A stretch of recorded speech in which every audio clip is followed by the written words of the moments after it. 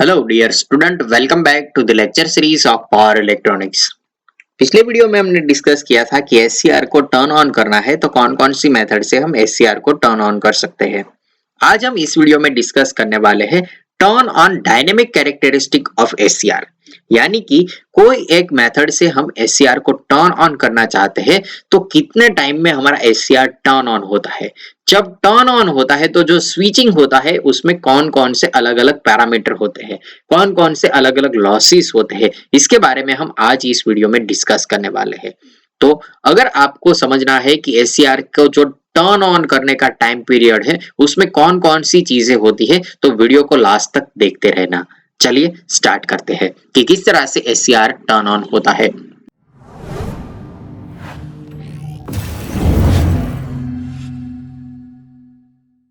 तो पिछले वीडियो में हमने डिस्कस किया था कि एससीआर जब टर्न ऑन होता है तो उसके लिए उसे एनोड करंट की वैल्यू की रिक्वायरमेंट होती है, और एनोड करंट का हमने एक इक्वेशन भी देखा था। Anode current is equal to leakage current ICO plus gate current IG divide by 1 minus alpha 1 plus alpha 2 and that is current gain of PNP and NPN transistor, जिसके बारे में हमने एससीआर की टू ट्रांजिस्टर एनालॉजी देखी थी, उसमें discuss किया था। तो हमने पिछले वीडियो में देखा था कि एससीआर को अगर टर्न ऑन करना है तो हम गेट ड्राइव का इस्तेमाल कर सकते हैं, dV/dt का इस्तेमाल कर सकते हैं, या फिर हाई टेम्परेचर का इस्तेमाल कर सकते हैं, या फिर हाई वोल्टेज फॉरवर्ड वोल्टेज का इस्तेमाल कर सकते हैं, या फिर अगर एससीआर को ऑन करना है तो हम लाइट का यूज कर सकते हैं, या फिर हाई टेम्परेचर का यूज कर सकते हैं। इन सब के बारे में हमने डिस्कस किया था, लेकिन उसमें से जो सबसे यूज होने वाली और एफिशिएंट मेथड है वो गेट ड्राइव मेथड है, जिसकी मदद से हम इजीली एससीआर को टर्न ऑन कर सकते हैं। तो उसी मेथड को लेके आज हम इस वीडियो में turn on dynamic characteristic of SCR पढ़ने वाले हैं। तो चलिए देखते हैं। अगर एससीआर को हमें टर्न ऑन करना है तो पहली कंडीशन है कि एससीआर को हमें फॉरवर्ड ब्लॉकिंग मोड में सेट करना पड़ेगा, यानी कि हमारा जो एनोड टर्मिनल है इस पे हमें हायर पोटेंशियल अप्लाई करने पड़ेंगे और कैथोड पे नेगेटिव और लोअर पोटेंशियल अप्लाई करना पड़ेगा, जिसकी वजह से यहाँ पे J2 junction and J3 junction forward bias में सेट होते हैं। इसके बारे में हमने ऑलरेडी डिस्कस कर लिया है। अगर आपने प्रीवियस वीडियो नहीं देखे हैं तो पहले प्रीवियस वीडियो को देख लीजिए ताकि आपको ये सब कॉन्सेप्ट अच्छे से समझ आ जाए। ओके, तो यहाँ पे जब हम इसे फॉरवर्ड ब्लॉकिंग मोड में सेट करते हैं तो J1 and J3 junction forward bias में सेट होते हैं, और जो ये हमारा J2 जंक्शन है वो एक रिवर्स बायस में सेट होता है। क्योंकि J1 एंड J3 है दोनों फॉरवर्ड बायस में है तो यहाँ पे करंट फ्लो हो सकता है, लेकिन J2 जंक्शन है वो J2 जंक्शन रिवर्स बायस में है तो उसकी वजह से यहाँ पे ओपन सर्किट रहता है और कोई करंट फ्लो नहीं हो सकता है। Due to minority charge carrier J2 junction में थोड़ा बहुत लीकेज करंट फ्लो हो सकता है, लेकिन that is not enough for turn on SCR. SCR को ऑन करने के लिए ये इनफ करंट नहीं है, इसकी वजह से यहाँ पे एनोड करंट फ्लो नहीं हो सकता है।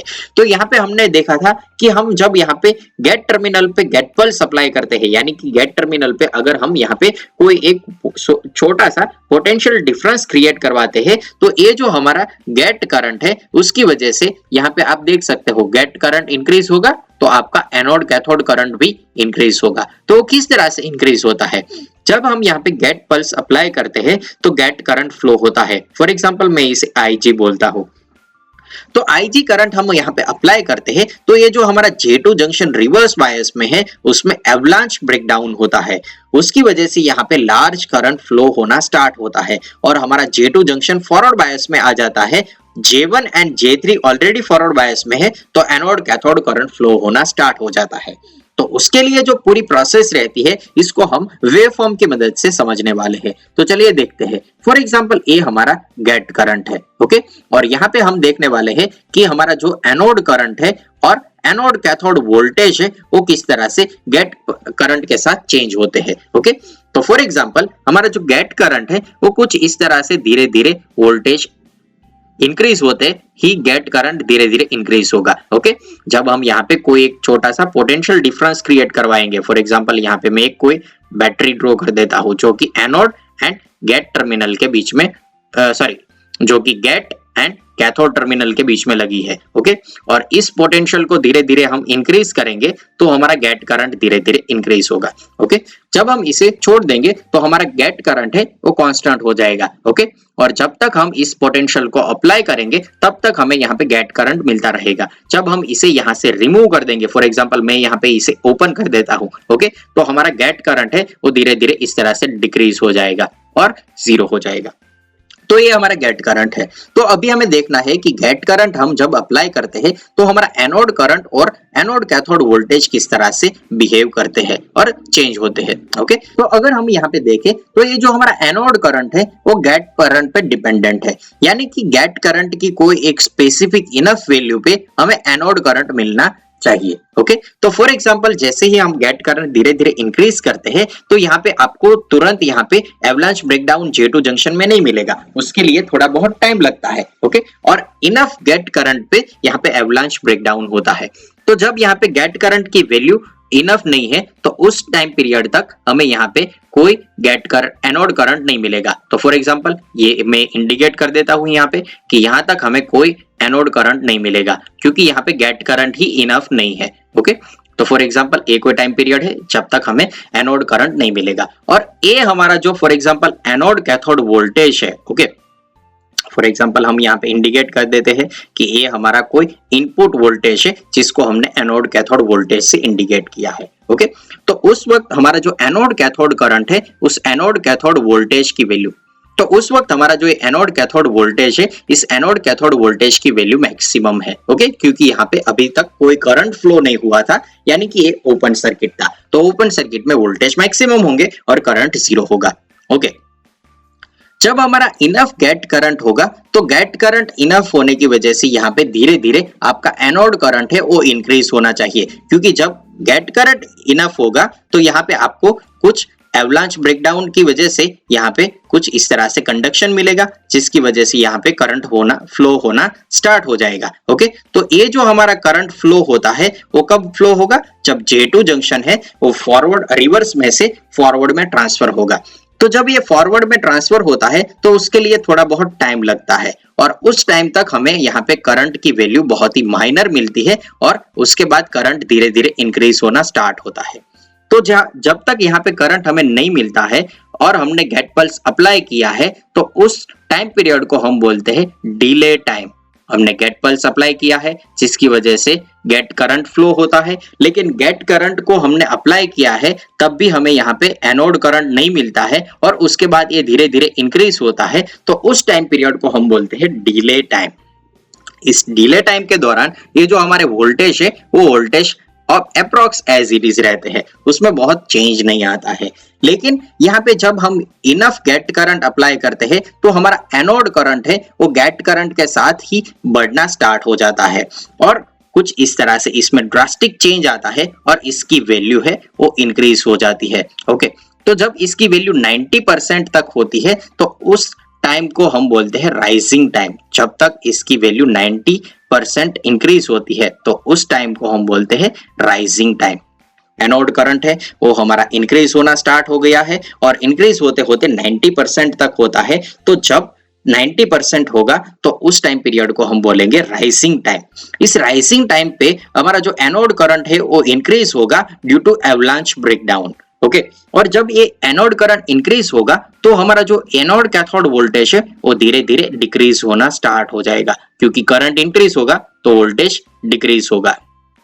ओके, तो ये जो हमारा टाइम पीरियड है उसे हम बोलते हैं राइजिंग टाइम।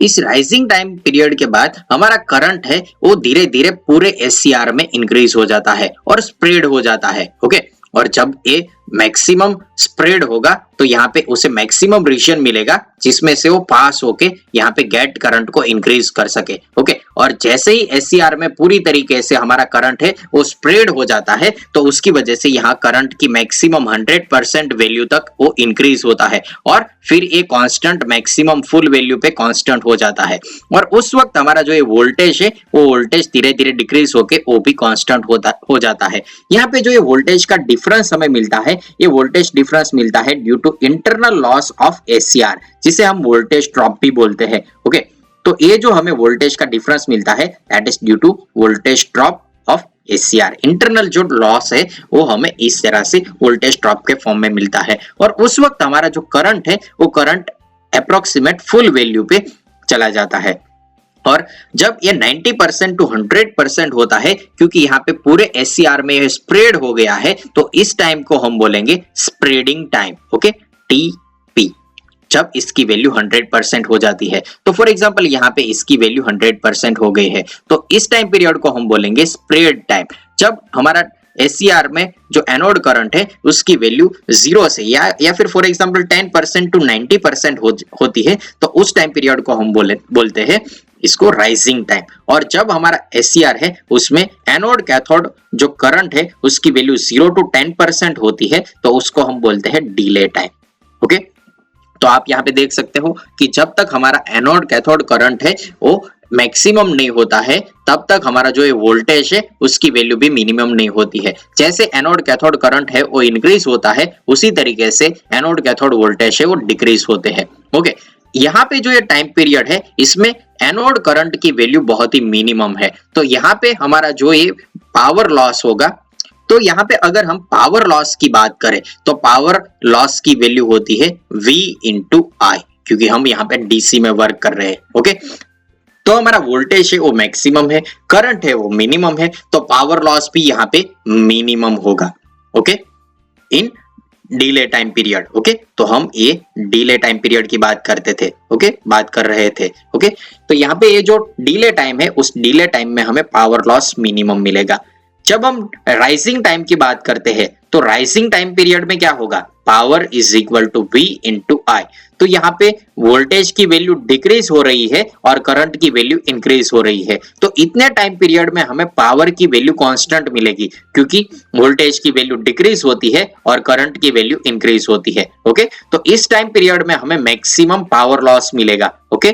तो इसे हम बोलते हैं मैक्सिमम पावर लॉस, और इसे हम बोल सकते हैं switching loss, okay, switching power loss, okay. तो अगर आपको एससीआर के पावर के स्विचिंग पावर लॉस के बारे में जानना हो तो आपको जानना पड़ेगा कि उसका जो राइजिंग टाइम पीरियड है वो राइजिंग टाइम पीरियड कितना है। जितना राइजिंग टाइम पीरियड इंक्रीज होगा उतना ही यहाँ पे पावर लॉस इंक्रीज होगा। और अगर हम यहाँ पे स्प्रेडिंग टाइम की बात करें तो स्प्रेडिंग टाइम पीरियड में जो हमारा पावर है उसमें वोल्टेज है वो मिनिमम है और हमारा करंट है वो मैक्सिमम है, और इसी वजह से यहाँ पे पावर लॉस फिर से मिनिमम हो जाता है। तो यहाँ पे अगर आपको इसका स्विचिंग लॉस जानना है तो आपको सिर्फ राइजिंग टाइम पीरियड के बारे में जानना पड़ेगा, ओके। अगर आप इस पूरे टाइम पीरियड को देखोगे तो इस दौरान आपका एससीआर है वो टर्न ऑन होता है, तो इसे आप टी ऑन भी बोल सकते हो, ओके। और अगर आपको इसका इक्वेशन लिखना है तो T on time period is equal to delay time period plus rising time period plus spreading time period. इसके बाद आपका एससीआर फुल्ली ऑन हो जाएगा, ओके। तो ये एक इंपॉर्टेंट इक्वेशन है जिसमें आपको पता चलेगा कि आपका एससीआर कितने टाइम में टर्न ऑन होगा, ओके। और नॉर्मली जो एससीआर होते हैं उसमें ये जो टी ऑन टाइम पीरियड होता है वो टी ऑन टाइम पीरियड होता है अप्रोक्सीमेट 1 to 3 माइक्रो सेकेंड। तो मैं यहाँ पे लिख देता हूं 1 to 3 माइक्रो सेकेंड, जितना 1 to 3 माइक्रो सेकेंड में आपका जो एससीआर है वो फुल्ली ऑन हो जाता है, ओके। तो यहाँ पे हमने डिस्कस किया कि एससीआर को कोई भी मेथड से जब आप टर्न ऑन करते हो तो यहाँ पे एससीआर की जो डायनेमिक कैरेक्टरिस्टिक होती है वो किस तरह से रहती है, और इसमें टर्न ऑन टाइम किस किस पैरामीटर पे डिपेंडेंट रहता है। नेक्स्ट वीडियो में हम डिस्कस करेंगे कि एससीआर को टर्न ऑफ करना है तो उसके लिए कौन कौन सी मेथड होती है। तो मिलते हैं नेक्स्ट वीडियो में। Thank you very much.